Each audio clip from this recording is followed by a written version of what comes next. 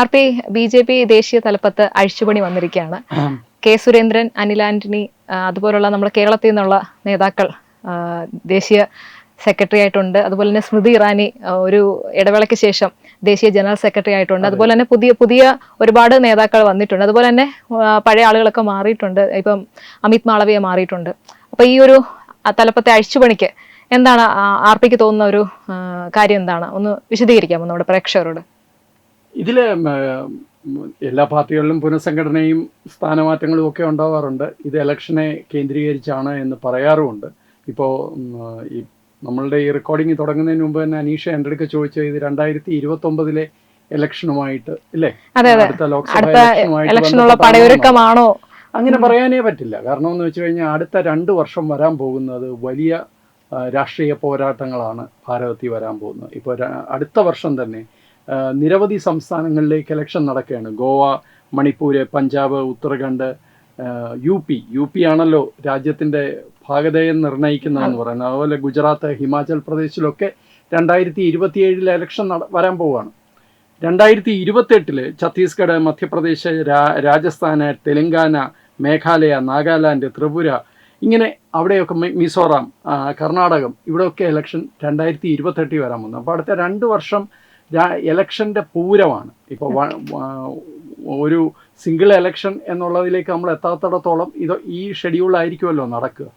അപ്പോൾ അങ്ങനെ വരുമ്പോൾ അതിനു വേണ്ടിയിട്ടുള്ള ഒരു ദേശീയ പാർട്ടിയുടെ പ്രിപ്പറേഷനായിട്ടും ഇതിനെ കാണാം. ഇതെല്ലാം കഴിഞ്ഞിട്ടാണ് 2029 ലോക്സഭാ ഇലക്ഷൻ വരുന്നത്. അടുത്ത വർഷം നടക്കാൻ പോകുന്ന UP ഇലക്ഷൻ തീർച്ചയായിട്ടും വളരെ പ്രധാനപ്പെട്ട ഒരു കാര്യമാണ് സർക്കാരിനെ സംബന്ധിച്ചിടത്തോളം, BJP എന്ന പാർട്ടിയെ സംബന്ധിച്ചിടത്തോളം. പക്ഷേ ഇലക്ഷൻ മാത്രമാണോ ഇതിൻ്റെ ഒരു അടിസ്ഥാനം എന്ന് ചോദിച്ചാൽ അങ്ങനെയും പറയാൻ പറ്റില്ല. ഇപ്പോൾ എല്ലാ പാർട്ടികളിലും പുനഃസംഘടന നടക്കുന്നത് ചില മാനദണ്ഡങ്ങളുടെ അടിസ്ഥാനത്തിലാണ്. നന്നായിട്ട് പെർഫോം ചെയ്യുന്നവർക്ക് കൂടുതൽ ഉത്തരവാദിത്തം കൊടുക്കുക, അവരെ അപ്രിഷ്യേറ്റ് ചെയ്യുക, തീരെ പെർഫോമൻസ് ഇല്ലാത്തവരെ ഒഴിവാക്കുക, പുതിയ രക്തത്തെ കൊണ്ടുവരിക. ഈ 3 കാര്യവും ഈ BJP പുനഃസംഘടനയിൽ ഇപ്പോൾ നടന്നിട്ടുണ്ട്. കേരളത്തെ സംബന്ധിച്ചിടത്തോളം നമ്മളുടെ ഒരു തീപ്പൊരി നേതാവെന്നൊക്കെ പറയാവുന്ന കെ. സുരേന്ദ്രൻ കൂടി ദേശീയ സെക്രട്ടറി ആവുകയാണ് BJPയുടെ. അപ്പോൾ കെ. സുരേന്ദ്രൻ BJPയുടെ ദേശീയ നേതൃത്വത്തിൽ ഒരു പ്രധാന പങ്ക് വഹിക്കാൻ അല്ലെങ്കിൽ ഒരു പ്രധാന റോള് വഹിക്കാൻ പോവുകയാണ്. അതൊരു ചെറിയ കാര്യമല്ല. അനിൽ ആന്റണി ഓൾറെഡി അവിടെയുണ്ട്. എന്നാൽ അതേസമയത്ത് AP അബ്ദുള്ള കുട്ടിയെ മാറ്റിയിരിക്കുന്നു. BJPയുടെ സോഷ്യൽ മീഡിയ ഹെഡ്, അതൊരു വളരെ പ്രധാനപ്പെട്ട മാറ്റമാണ്. അമിത് മാളവിയെ മാറ്റിയിരിക്കുന്നു. അമിത് മാളവിയയുടെ പെർഫോമൻസിനെ കുറിച്ച്, നോൺ പെർഫോമൻസിനെ കുറിച്ചൊക്കെ വലിയ വിവാദങ്ങളുണ്ടായിരുന്നു.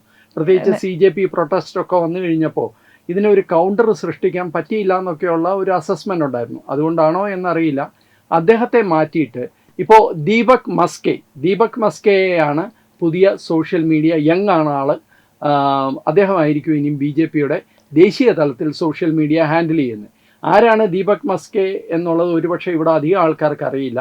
ഛത്തീസ്ഗഡിൽ നമ്മൾ തോൽക്കും എന്ന് BJPയുടെ നേതാക്കന്മാർ പോലും വിശ്വസിച്ചിരുന്ന സമയത്ത് ഛത്തീസ്ഗഡിലെ ഒരു വലിയ സംഘടനാ പാടവത്തോടുകൂടി ഛത്തീസ്ഗഡിലെ BJPയുടെ ഇലക്ഷൻ മിഷനറിയെ ഒരു യുദ്ധസമാനമായ രീതിയിലേക്ക് കൊണ്ടുപോയ ആളാണ് ദീപക് മസ്ക്. ഈ മനുഷ്യനെയാണ് ഇപ്പോൾ BJPയുടെ ദേശീയ നേതൃത്വത്തിൽ കൊണ്ടുവന്ന് സോഷ്യൽ മീഡിയയുടെ ചുമതല ഏൽപ്പിച്ചിരിക്കുന്നത്.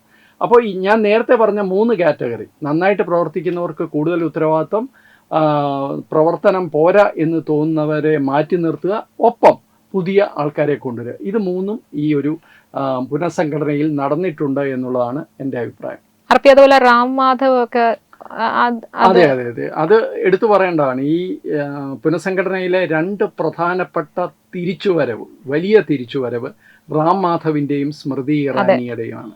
സ്മൃതി ഇറാനിയെ നമുക്കറിയാം, ജയന്റ് കില്ലറാണ്. അമേഠിയിൽ വിജയക്കൊടി പാറിച്ച ആളാണ്. ഗാന്ധി ഫാമിലിയെയും കോൺഗ്രസ് പാർട്ടിയെയും രാജ്യത്തെ പോലും ഞെട്ടിച്ചതാണ് സ്മൃതി ഇറാനി. പക്ഷേ അവർക്ക് കഴിഞ്ഞ ഇലക്ഷനിൽ വിവിധ കാരണങ്ങൾ കൊണ്ട് ആ പെർഫോമൻസ് കാണിക്കാൻ പറ്റിയില്ല. അവിടെ കോൺഗ്രസ് തന്നെ വീണ്ടും ജയിക്കുന്ന കാഴ്ചയാണ് നമ്മൾ കണ്ടത്. 56% മറ്റോ ആയിരുന്നു അവിടുത്തെ വോട്ടിംഗ് പെർസെൻറ്റേജ്. പക്ഷെ അവിടെ കോൺഗ്രസ് ജയിക്കുന്നതാണ് കണ്ടത്. അതിനുശേഷം സ്മൃതി ഇറാനി പുറകിലേക്ക് പോകുന്ന കണ്ടു. പക്ഷേ സ്മൃതി ഇറാനിയെ ഇപ്പോൾ ദേശീയ ജനറൽ സെക്രട്ടറി ആയിട്ട് തന്നെ തിരിച്ചു കൊണ്ടുവന്നിരിക്കുകയാണ്. അതുപോലെ റാം മാധവ് ജി എനിക്ക് പേഴ്സണലി പരിചയമുള്ള ആളാണ്. അദ്ദേഹം BJP ഒരു ക്രൈസിസ് മാനേജറായിരുന്നു. സംഘത്തിൻ്റെ ഒരു മുഖം എന്നുള്ള നിലയിൽ BJPയിൽ അദ്ദേഹം പ്രവർത്തിച്ചിരുന്നു. അദ്ദേഹം കശ്മീരിൻ്റെ വിഷയത്തിൽ വളരെ പ്രധാനപ്പെട്ട ചില റോൾ എടുത്തിട്ടുണ്ട്. പല ആൾക്കാർക്കും അത് അറിയില്ല. ആ ബാക്ക്ഡോർ കമ്മ്യൂണിക്കേഷനിലെ ബാക്ക്ഡോർ ചർച്ചകളിലൊക്കെ, ട്രാക്ക് ടു ഡിപ്ലോമസി എന്നൊക്കെ നമ്മൾ പറയുന്ന ചർച്ചകളിലൊക്കെ അദ്ദേഹം വളരെ പ്രധാനപ്പെട്ട റോൾ എടുത്ത ആളാണ് റാം മാധവ്. എന്തുകൊണ്ടാണ് അദ്ദേഹം ഇത്രയും കാലം മാറി നിന്നത് അല്ലെങ്കിൽ മാറ്റി നിർത്തിയതെന്ന് നമുക്കറിയില്ല. പക്ഷേ മണിപ്പൂരിലെ വിഷയത്തിൽ പോലും റാം മാധവ് കാര്യമായിട്ട് ഇടപെട്ടിരുന്നു. അദ്ദേഹം നിരവധി തവണ ദില്ലിയിൽ നിന്ന് നോർത്ത് ഈസ്റ്റിലേക്ക് പോവുകയും അവിടെ ചർച്ചയിൽ പങ്കെടുക്കുകയും ഒക്കെ ചെയ്തിട്ടുണ്ട് റാം മാധവ്. അദ്ദേഹം ഒരു ഗ്രന്ഥകാരനാണ്, വിശദമായിട്ട് രാഷ്ട്രീയം പഠിക്കുന്ന ആളാണ്. ഞാൻ 2012 മറ്റോ ആണ് അദ്ദേഹത്തെ ആദ്യമായിട്ട് പരിചയപ്പെടുന്നത്. അദ്ദേഹത്തിൻ്റെ ദില്ലിയിലെ ഓഫീസിൽ ചെല്ലുമ്പോൾ, അന്ന് ഇലക്ഷൻ 2 വർഷം കഴിഞ്ഞേ ഉള്ളൂ, ദില്ലിയിലെ ഓഫീസിൽ ചെല്ലുമ്പോൾ നമ്മൾ ഞെട്ടിപ്പോവും. നിരവധി അന്ന് കമ്പ്യൂട്ടറും ഒക്കെ വെച്ചിട്ട് ചെറുപ്പക്കാരിരുന്ന് ഡേറ്റ കളക്ഷനും അനാലിസിസും നടത്തുകയാണ്. എനിക്ക് തോന്നുന്നു ഒരു 10-12 ചെറുപ്പക്കാർ അന്ന് ആ ഓഫീസിൽ വർക്ക് ചെയ്യുന്നുണ്ട്. അപ്പോൾ അതിനെല്ലാം നേതൃത്വം കൊടുത്തത് റാം മാധവാണ്. അദ്ദേഹം അങ്ങനെ ഒരു കർട്ടന് പിന്നിൽ നിന്ന് പ്രവർത്തിക്കുന്ന ഒരാളാണ്, വളരെ കാര്യക്ഷമമായി പ്രവർത്തിക്കും. അപ്പോൾ അദ്ദേഹത്തിൻ്റെ വരവും സ്മൃതി ഇറാനിയുടെ തിരിച്ചുവരവും അത് BJPയെ സംബന്ധിച്ചിടത്തോളം ഒരു വലിയ കാര്യമാണ്. UP ഇലക്ഷൻ ഒരു പ്രധാന ഘടകമാണ് സ്മൃതി ഇറാനിയുടെ വരവിൽ എന്നാണ് ഞാൻ പ്രതീക്ഷിക്കുന്നത്.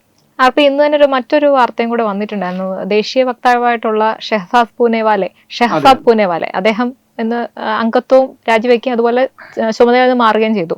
അപ്പം അതിനെക്കുറിച്ചൊന്ന് പ്രതികരിക്കാമോ? അല്ല, അത് തീർച്ചയായിട്ടും. അതിന് മുമ്പ് വേറൊരു കാര്യം കൂടെ പറയണം. ഈ പുനഃസംഘടന വന്നതുകൊണ്ട് ഒരു കാര്യം നോക്കി ഈ സമയത്ത് ഉറപ്പിച്ചു പറയാൻ പറ്റുന്നത് ക്യാബിനറ്റ് റീഷഫിൾ ഉണ്ടാവും എന്നുള്ളതാണ്.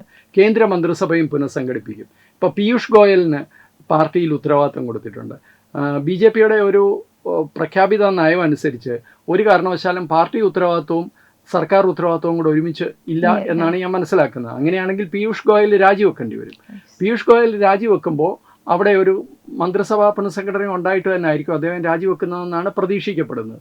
അപ്പോൾ പാർട്ടി പുനഃസംഘടനയോടൊപ്പം മന്ത്രിസഭാ പുനഃസംഘടനയും ഉണ്ടാകുമെന്നുള്ളത് ഒരു പ്രധാനപ്പെട്ട കാര്യമാണ്. പിന്നെ നമ്മൾ വളരെ ശ്രദ്ധിക്കേണ്ട ഒരു കാര്യം, ധർമ്മേന്ദ്ര പ്രധാന് അദ്ദേഹത്തിന് പദവിയൊന്നും കൊടുത്തിട്ടില്ല എന്നാണ് ഇതുവരെ വന്ന പ്രഖ്യാപനങ്ങളിൽ നിന്ന് ഞാൻ മനസ്സിലാക്കുന്നത്. അപ്പോൾ അദ്ദേഹത്തെ ക്യാബിനറ്റിൽ നിന്ന് ഒഴിവാക്കിയപ്പോൾ, വിദ്യാർത്ഥി സമരത്തെ തുടർന്ന് അദ്ദേഹത്തെ ക്യാബിനറ്റിൽ നിന്ന് ഒഴിവാക്കിയപ്പോൾ അദ്ദേഹത്തെ പാർട്ടിയിൽ ഉൾപ്പെടുത്തും എന്ന് പലരും പ്രതീക്ഷിച്ചിരുന്നു, പാർട്ടി സംവിധാനത്തിൽ ചുമതലകളിൽ. പക്ഷേ അങ്ങനെയൊന്നും സംഭവിച്ചിട്ടില്ല. അതിൻ്റെ പിന്നിൽ എന്താണ്, ധർമ്മേന്ദ്ര പ്രധാൻ കുറ്റക്കാരനാണ് എന്ന് BJP തന്നെ കരുതുന്നുണ്ടോ എന്നുള്ളത് ഒരു ചോദ്യമാണ്. അപ്പോൾ അങ്ങനെ ചില സൈഡ് സ്റ്റോറീസും കൂടി ഈ പുനഃസംഘടനയ്ക്കുണ്ട് എന്ന് ഞാൻ പറയുകയായിരുന്നു. ഷെഹസാദ് പൂനെവാലയുടെ രാജിയെക്കുറിച്ച് അത് നേരത്തെ ചോദിച്ചതാണ് അനീഷ. ഷെഹസാദ് പൂനെവാലയുടെ രാജിയും ഇതുമായിട്ട് ബന്ധപ്പെടുത്താതിരിക്കുക എന്നുള്ളതാണ് എനിക്ക് തോന്നുന്നത്. അദ്ദേഹം പ്രധാനമന്ത്രി നരേന്ദ്രമോദിയുടെ ഒരു വളരെ അടുത്ത വിശ്വസ്തനായിട്ടാണ് കരുതുന്നത്. അദ്ദേഹത്തിൻ്റെ രാജിക്കത്തിലും അദ്ദേഹം അത് സംബന്ധിച്ച് വളരെ വ്യക്തമായിട്ട് തന്നെ പറഞ്ഞിട്ടുണ്ട്.